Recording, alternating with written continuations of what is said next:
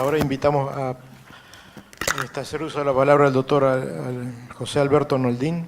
El doctor Alberto Noldín se recibió de ingeniero agrónomo de la Universidad Federal de Santa Catarina en el año 79. Posteriormente, en el 85, finalizó su maestría de fitotecnia en la Universidad Federal de Porto Alegre. Y en el año 1995 finalizó su doctorado en agronomía en la Universidad de Texas A&M. Es un viejo conocido de varios de nosotros, de Álvaro Roel, coincidió cuando Álvaro estaba estudiando. Yo llegué a Arkansas cuando él estaba finalizando y tengo que agradecerle que me prestó semillas de algunos biotipos que le había identificado de arroz rojo para hacer algunos estudios. Tiene una profícula de actuación profesional, es pesquisador de Ipagri del año 80, tiene experiencia en arroz irrigado, en manejo de plantas de niña, resistencia a maleza y la calidad ambiental. Ha sido gerente de Ipagri en Itajaí del año 2011 al 17 y es profesor, colaborador y orientador del curso de posgrado en fitotecnia en la Universidad Federal de Pelota del 2000 a 2017. Y finalmente quiero destacar las actividades sociales de voluntariado que tiene el doctor Noldín, porque aquí no solo hablamos de tecnologías o de técnicas, sino que es asociado al Rotario Internacional, Club de Itajaí y Porta do Vale del año 99, y fue gobernador de Rotario Internacional en el distrito 4651. Y yo creo que es una actitud destacable que siempre preocupa por la comunidad. Boa tarde, buenas tardes, e espero que vocês conseguem me entender. Vou falar em português, talvez algumas palavras em portunhol. Tentar falar um pouco despacio, às vezes normalmente falo um pouco rápido. Mas eu queria inicialmente agradecer a Línia por a oportunidade de estar aqui, de participar da jornada 2018. E na persona de Néstor, que, como disse, já nos conhecemos há um bom tempo, nos conhecemos mais nos Estados Unidos e depois nos encontramos. E também agradecer e dizer que foi muito bom reencontrar aqui a Álvaro, que também nos conhecemos nos Estados Unidos, mas que convivemos na mesma época na estação de Beaumont. E também a Gonçalo, que encontramos em várias oportunidades e desde já. Parabéns pelos seus 36 anos dedicados à UINIA.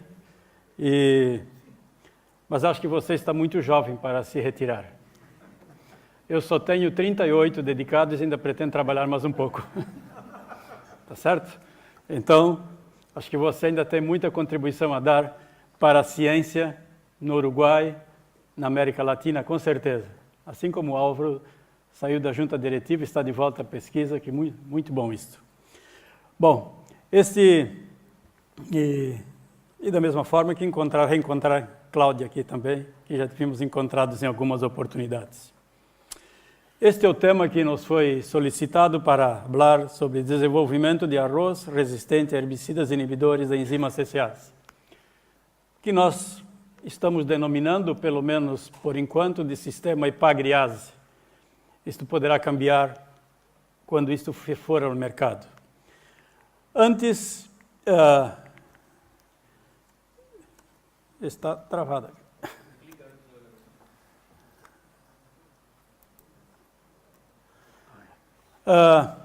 Bom, como já foi anunciado, eu trabalho para a Ipagri. Ipagri é a empresa de pesquisa agropecuária e extensão rural para o estado de Santa Catarina, na estação experimental de Itajaí, que tem um pouco mais jovem que a estação aqui do INIA. Temos 42 anos que a estação existe e sempre, desde que iniciei minha vida profissional, trabalho nesta unidade. E o estado de Santa Catarina talvez tenha algumas coisas a ver, muitas vezes se relaciona. O Uruguai é 1,8 vezes maior que Santa Catarina, mas nós temos o dobro da população. O Uruguai tem 3 alguns milhões de habitantes, nós temos perto de 7 milhões de habitantes em Santa Catarina.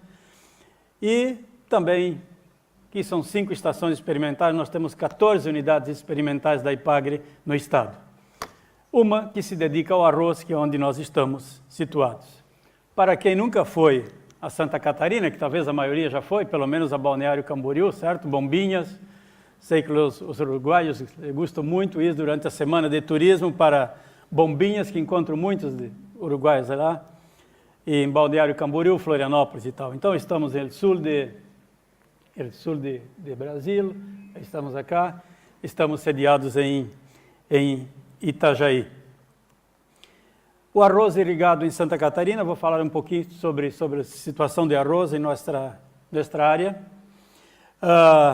Nós somos o segundo estado, o maior produtor de Brasília, Rio Grande do Sul, com mais de 1 milhão de hectares.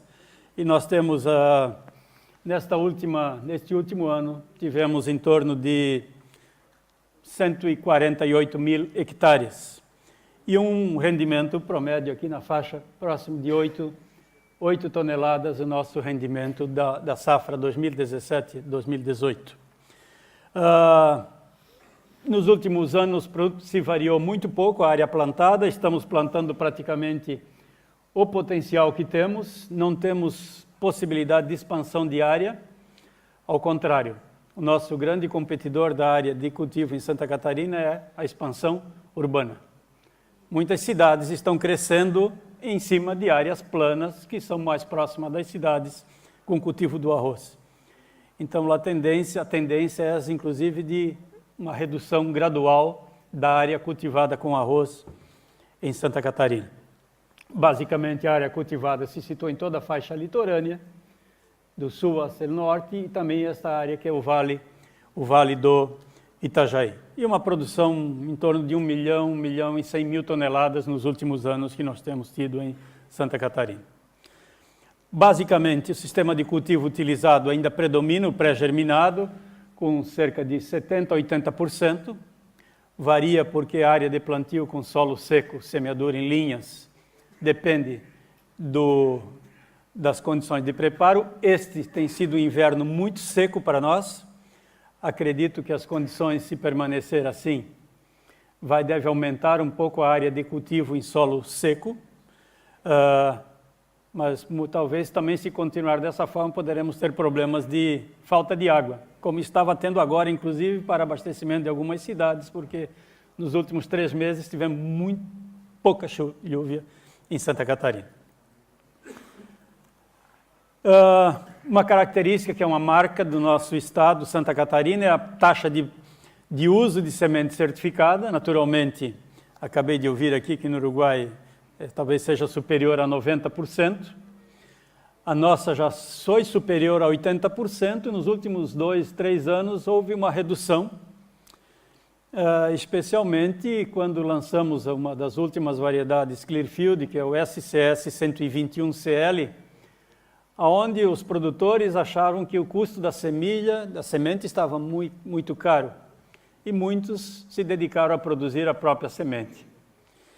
E isso é um problema, naturalmente, até porque, no levantamento que nós fizemos na safra 16-17, coletando a amostra das sementes utilizadas pelos agricultores, constatamos que da semente própria, que é aquela semente que ele estava produzindo, cerca de 30%, que eram 30% das amostras, tinham menos de 80% de germinação, e que o vigor era mais baixo, e que também detectamos muitas amostras com sementes de arroz vermelho, arroz rojo, e que para nós também, para a semente certificada, não permite a presença. No entanto, nós estamos tendo um problema muito sério, porque os fiscais e os produtores dizem que não encontram plantas de arroz rojo na lavoura. Mas quando as amostras de sementes vão para o laboratório, se encontra semente. Porque tem aumentado a população de planta de arroz rojo porte baixo, que você não consegue encontrar na lavoura grãos longos e finos. Quer dizer, o fiscal não se percebe na lavoura, a não ser quando essa semente chega no laboratório e é feito o descascamento e aparecem grãos de arroz rojo. Então, esse é um dos problemas muito sérios que nós estamos enfrentando e que certamente, eu tenho dito para os produtores, se preparam porque isso vai piorar. E que certamente também vai ser arroz rojo resistente a imidazolinonas, ao sistema Clearfield. Então, se não existe isso ainda no Uruguai, certamente não vai demorar para chegar, porque estamos fazendo um processo de seleção natural e vai ocorrer mimetização, certamente, do arroz com as nossas variedades comerciais. Entre os principais fatores que limitam a produção, a produtividade do arroz em nossa área, destacamos a ocorrência de doenças, especialmente periculária, dizendo que talvez há 10 anos atrás nós tínhamos de 10% a 15% da área tratada com fungicidas. Na última safra, nas duas últimas, nós devemos ter praticamente 100% da área tratada com fungicidas e muitos produtores fazendo 2 e até 3 aplicações de fungicidas. Isso que a variedade 121, que é hoje a mais plantada no estado, devemos ter 70% a 80% da área com essa variedade, que é a área praticamente de Clearfield que nós temos no estado, ela é bem, vamos dizer, tem boa tolerância ou boa resistência à periculária. Mas os produtores insistem em fazer aplicações preventivas, porque acham que poderá ocorrer a doença, que poderá reduzir a qualidade do grão, que poderá. Então, eles acabam fazendo aplicações e têm sido convencidos também pelas revendas de que custa barato fazer uma aplicação de fungicida. Então, muitos estão aplicando desnecessariamente. Problemas de pragas também, solo, fertilidade, fatores climáticos, mas eu destacaria, que nós chamamos aqui de plantas daninhas, mas as malezas, como certamente o principal fator que restringe a produtividade do arroz irrigado no nosso estado. Não é incomum sair hoje pelas nossas áreas e encontrar lavouras com este tipo, e que eu hoje chamo de arroz daninho, ou weed rice. Por quê? Porque hoje eu posso encontrar plantas com essas características aqui, que pode ser que o próprio grano não seja Quer dizer, você tem uma segregação, uma variabilidade tal, e então são muitos, por isso que chamamos de, pode ser red rice, arroz rojo, arroz vermelho e outras coisas mais, arroz guacho e assim por diante. É um dos principais problemas. Para mostrar, quantificar o dano causado pelo arroz daninho na produtividade, isso é um estudo que nós fizemos em lavouras de agricultores, na região próximo da estação experimental, onde vocês observam que a área de agricultores com ausência de arroz vermelho, produzindo em torno de 9 toneladas, cada ponto desse representa uma amostra que foi feita, com zero panícula de arroz vermelho por metro quadrado. Quando eu fui a 200 panículas, a produtividade baixou para 2 toneladas. Quer dizer, isso em condições de agricultor. Então, isso dá uma ideia que uma redução na produtividade da ordem de 34 quilos para cada panícula de arroz vermelho presente na área. Isso é um dano realmente acentuado. E considerando que predominam na nossa área, a grande maioria são cultivares de ciclo largo, quer dizer, quando for colher a variedade numa lavoura desse tipo, esse aqui já não está mais aqui.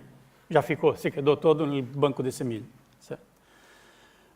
Rapidamente, então, nós temos os nossos problemas. Vou mencionar as principais malezas que temos problema em nossa área. Já mencionamos arroz roso, capim-arroz ou equinocloa, também com um elevado nível de dano, diversidade morfológica muito grande devido à hibridação natural que está ocorrendo e, naturalmente, com resistência múltipla a herbicidas, como também já foi mencionado aqui, acredito, pela Cláudia. Ciperáceas, nós temos pelo menos 2 cíperos, Diformes e Íria, e também a Fimbristilis. Especialmente para Diformes e Fimbristilis, também temos ocorrência de resistência. Para Cíperos Íria, tem resistência no Rio Grande do Sul, não detectamos ainda em nossa área. São aquáticas, especialmente no pré-germinado, que é a Sagitária, grande infestação, isso só para ter uma ideia. Isso aqui é uma área onde foi com controle com bentazon, isso aqui é uma área sem controle. Felizmente, as cultivares de ciclo longo, no nosso caso, elas têm boa capacidade de recuperação e essa planta acaba tendo uma capacidade de dano limitado. Mas isso aqui é nos tempos que o bentazon era eficiente. Hoje eu já não consigo ter o mesmo efeito com o bentazon porque nós temos também resistência desta planta, resistência múltipla a LS e a bentazon, inibidores da LS. Isso também é uma planta aquática que é a Iteranthera, são problemas mais no pré-germinado. E para resumir, um grande problema que nós temos, como já foi destacado, diz respeito à ocorrência de plantas resistentes a herbicidas. Isso aqui é nível de Brasil. Isso foi a primeira planta que nós identificamos como resistência a herbicidas no Brasil, isso foi em 98. Hoje nós já temos resistência aos inibidores da LS e também ao fotossistema 2, que é o bentazon. Santa Catarina e também no Rio Grande do Sul. Capim-arroz também, com resistência múltipla, 3 mecanismos de ação, como já foi aqui mencionado, Santa Catarina, e também tem resistência múltipla a quinclorac, inibidores da LS no Rio Grande do Sul. Temos também Cyperus difformis, com resistência a vários grupos de herbicidas, inibidores da LS. Fimbristilis também o cominho. Cyperus irias, que é resistente no Rio Grande do Sul. O arroz daninho, com resistência também, especialmente no sistema com Clearfield, de Santa Catarina e Rio Grande do Sul. E mais recentemente, o capim, que é o Scaemo rugosum, detectamos também com resistência a inibidores LS. Então, vocês vejam que problemas para nós não faltam. Isso só para lembrar para vocês que hoje, basicamente, são os herbicidas usados aqui, recomendados para uso em arroz no Brasil, no trabalho que nós temos na Comissão Técnica do Arroz, que envolve as instituições de pesquisa com arroz, universidades, EPAGRE, Embrapa. E o que é que chama a atenção aqui? Todos os herbicidas, você tem um R aqui, é porque já tem resistência em algum local do Brasil, do mundo. E sobram aqui 2 herbicidas, que é o oxadiazão e o oxiflorfen, uso muito limitado. Hoje, inclusive, o oxadiazão acabou de perder o registro no Brasil. Então, e 2 produtos aqui, que tem o carfentrazone e o saflufenacil, que é o Aurora e o HIT, que tem tido pouco uso, por enquanto, ainda sem resistência, mas acho que nós estamos caminhando para isso. Como falamos, o sistema Clearfield está ocupando em torno aí de 70%, 80% da nossa área já, assim como no Rio Grande do Sul. E esse sistema, ele realmente está em risco. Em risco porque, para muitos produtores que estão utilizando já, a eficiência tem sido muito baixa. Né? E por quê? Porque as recomendações técnicas não têm sido seguidas. Desde que nós lançamos a primeira variedade Clearfield em 2007, nós temos um boletim que foi editado, escrito e fizemos palestras para quase todos que tiveram a oportunidade de assistir e dizendo isso. Mas, no entanto, cada um acha que quer usar aquela variedade como uma decisão definitiva, em áreas onde não tem problema de arroz-orro, porque é resistente à brusônia, por isso, por aquilo, e ficam usando, multiplicam a própria semente, e aí você tem hoje um problema muito sério, que é de inviabilização do sistema em muitas propriedades. Então, aí surge a necessidade de novas alternativas, e é o que ele nos diz. Aliás, essa semana mesmo, de vir para cá, estava dando um curso, e discutindo esse assunto, eu disse, não, mas a pesquisa logo vai ter uma nova ferramenta. Então, nós levamos quantos anos a ciência para chegar no Clearfield? Não precisamos dizer aqui. Agora, acho que simplesmente o pesquisador tem que tirar do bolso do colete uma nova solução, e que não está sendo muito fácil. E aí, nós já há alguns anos começamos a trabalhar, então, a busca de alternativas, e aí começou o nosso trabalho de pesquisa com a busca de outros mecanismos. E um dos que nós identificamos, assim como foi identificado também pela Universidade da Louisiana, assim como junto com a BASF tem trabalhado, assim como a Raistec, e materiais resistentes a inibidores da CCase. Isso aqui só para ter uma ideia para vocês. Isso aqui sem herbicida, aqui com herbicida, que tem um biótipo de arroz daninho, aqui o 121CL, aqui uma linhagem que nós selecionamos. Então, que é um material com bom um grau de resistência a herbicidas inibidores da ACCase. Esse trabalho, basicamente, foi conduzido, iniciado com um processo de indução à mutação, iniciado em seleções a campo, com semeadura de muitos materiais, e depois de feita a indução, e você identificamos materiais, então, com um bom nível de resistência a esses herbicidas. O processo de obtenção foi através de uma parceria com a USP, com o Centro de Energia Nuclear Aplicada à Agricultura, que está em Piracicaba, na Exalc, professor Augusto Tuma, e que nós identificamos, então, e estamos trabalhando. Temos trabalhado aí, basicamente, com dois, dentro do mesmo grupo, do grupo dos herbicidas dos propionatos, aloxifop. Temos trabalhado, então, com Quizalofop e com aloxifop, que eu vou apresentar depois. Isso aqui é uma cultivar Sabore, que foi o que deu origem ao material que nós fizemos indução de mutação. Então, vocês vejam aqui, com 0 do herbicida, e aqui 10% da dose que nós estamos trabalhando. Então, com 10% você consegue, o material é realmente suscetível. Enquanto que aqui a linhagem que nós selecionamos como resistente, com até 4 vezes aqui a nossa dose de referência.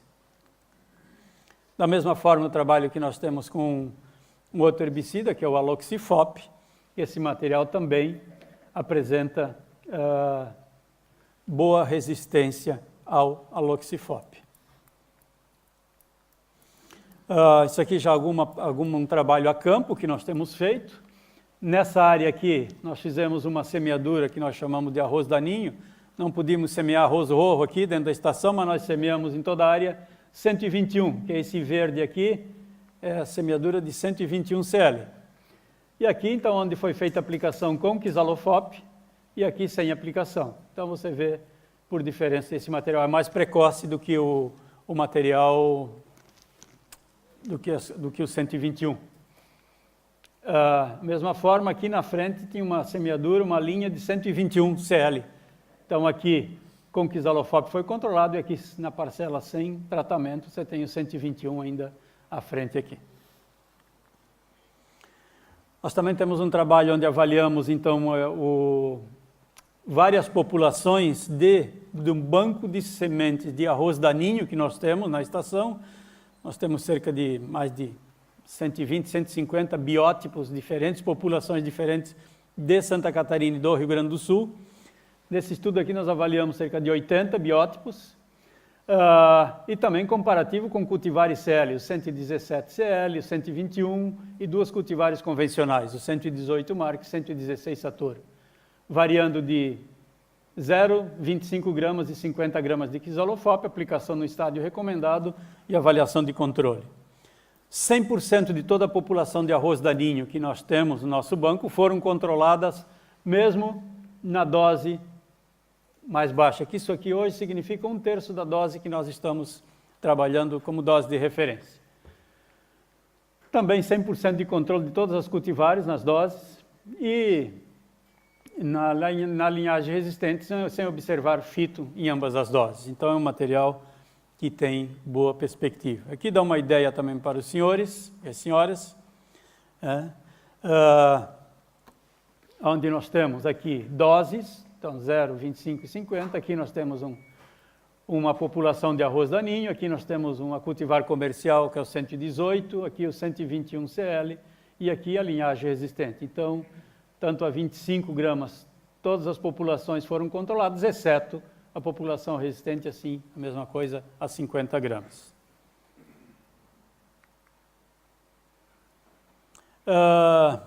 Nesse sistema, naturalmente, vocês viram pelas populações de plantas daninhas que nós temos, são bastante diversas, gramíneas, ciperáceas e aquáticas, ou folhas largas, podemos assim dizer.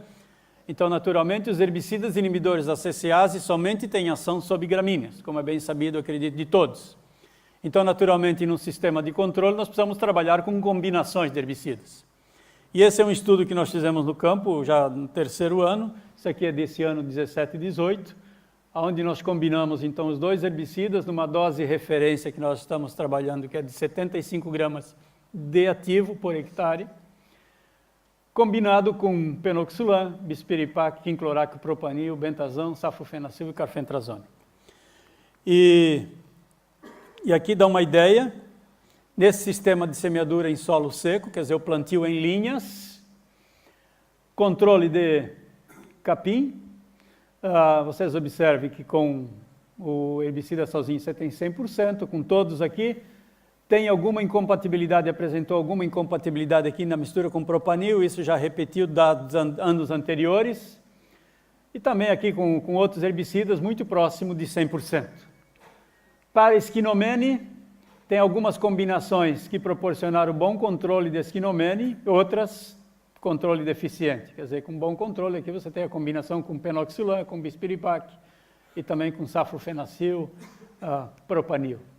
E com ciperáceas também você tem algumas combinações, mas outros realmente não suficiente. Então tem que se encontrar também qual a combinação adequada para a adoção desse sistema. Aqui da mesma forma, a combinação com aloxifop no plantio em linhas, então com capim também. Aqui já com propanil, o controle foi acima de 90%, quer dizer, foi controle adequado de todas as combinações para o capim. A esquinomene variou, alguns ineficientes, então tem que se buscar dependendo da situação, e da mesma coisa para as ciperáceas. Aqui no sistema pré-germinado, que é semeadura em lâmina de água, novamente, as mesmas combinações com Quizalofop, um bom controle total de todos. Outra planta daninha que estava nesse sistema, que é a Ludwigia, alguns bom controle, outros nem tanto, e mesma coisa para a ciperácea. E também no sistema pré-germinado para a combinação com a Aloxifop, também para capim, todas as combinações com controle acima de 95%, 97%, e variável para as outras plantas daninhas. Então aí você veja a importância de se encontrar um sistema adequado para isso. Aqui só para dar uma ideia em termos de produtividade e dar uma ideia de potencial produtivo, isso aqui não é área útil, como nós fizemos colheita com colheitadeira mecânica de parcelas, nós colhemos a parcela inteira, tá? Então não deixamos bordadura aqui. Mas dá uma ideia no sistema em linhas, o potencial desse material e na semeadura pré-germinado. Vocês vejam que realmente a infestação, a produção da testemunha, 3 ou 4 toneladas por hectare, e aqui nós tivemos produções superiores desse material com 12 toneladas, equivalente a 12 toneladas por hectare. Da mesma forma com a Aloxifop, quer dizer, anterior ela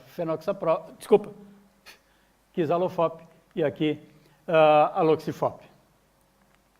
Aqui só uma ideia, alguns slides, aqui a combinação, aplicação isolada de Quizalofop, onde sobram algumas plantas, vai sobrar Ludwigia, vai sobrar ciperácea, vai sobrar esquinomene, a combinação com penoxulam, aqui a combinação com propanil, aqui a testemunha, nessa parcela aqui foi muito próximo de zero a produção, e aqui a combinação com bentazão, onde principalmente sobra a esquinomene. E aqui é onde tem a Aloxifop também, isoladamente, não tem como você trabalhar, você precisa de uma combinação, Aloxifop com penoxulam, com propanil e com bentazão, onde também sobram algumas espécies. Para finalizar, dentro disso, dizer que as dificuldades crescentes que nós temos tido no manejo de plantas daninhas resistentes, que falta tem um erro, especialmente capim-arroz e arroz daninho, requer a busca de alternativas de controle, mas não são só alternativa de controle, quer dizer, nós precisamos buscar ferramentas para rotacionar, especialmente focando no sistema Clearfield, mas acima de tudo, se o produtor não adotar efetivamente as tecnologias, as recomendações, não vai ter sistema que vai resistir. Isso vai ter tempo e vai ser uma hora que nós não temos como sair desse problema. Com uma situação mais grave, que se você... Foi mencionado aqui, nos Estados Unidos, Arkansas, por exemplo, tem a opção de rotação. A Louisiana diz que tem aumentado a rotação com soja. Vocês aqui no Uruguai têm nós não temos essa opção. O Rio Grande do Sul tem aumentado a área de soja para rotacionar. Então, para muitas áreas é possível. Nós não temos essa opção. Nosso tipo de solo, em áreas sistematizadas, solo argiloso, solo pesado, não permite rotação. Então, o produtor ou faz arroz ou não vai fazer, chegar em determinado momento, né? E diante dessas crises como a desse ano, a situação se agrava ainda mais, né? Então, produtividade é a saída para a maioria dos produtores, se não para todos, né? Essa é a alternativa. A melhor forma de reduzir custo é melhorar a produtividade. E o desenvolvimento de cultivares resistentes a novos mecanismos de ação, como o caso dos inibidores da CCase, ele se constitui numa alternativa importante, especialmente para o manejo do arroz daninho. Quer dizer, para o capim-arroz, nós temos trabalhado muito com aplicações, com combinação com pré-emergentes, com herbicidas antigos. Eu costumo dizer para os nossos produtores e técnicos que, cada vez que eles perguntam quando é que vai sair um novo herbicida, eu digo, o novo herbicida de amanhã é o velho de ontem, certamente. Em função do que você mesmo comentaram aqui, que as empresas hoje, está sendo muito difícil o registro de novos produtos, especialmente para nós no Brasil. Então, se não buscar essa alternativa, buscar produtos antigos vai ser difícil. E eu gostaria de aproveitar esse momento de convidar a todos vocês para que, de 13 a 16 de agosto de 2019, estejam conosco em Balneário Camboriú para o 11º Congresso Brasileiro de Arroz Irrigado. Quem esteve conosco em 2011 vai ser no mesmo local, no Infinity Blue, o resort. Então, todos vocês serão bem-vindos. A responsabilidade de organização será nossa, da EPAGRE, e nós já estamos trabalhando com muito afinco nisso, na organização. E, novamente, mesmo que estiverem retirados lá, são bem-vindos, viu, Gonçalo? Tá bom? Então, fica o convite para todos, para técnicos, produtores, pesquisadores. Em breve vocês estarão recebendo as informações para a submissão de trabalhos e espero encontrar muitos de vocês lá em Balneário Camboriú, Santa Catarina, em 2019. No mais, muito obrigado pela atenção e se depois tiver alguma pergunta, fico à disposição. Obrigado.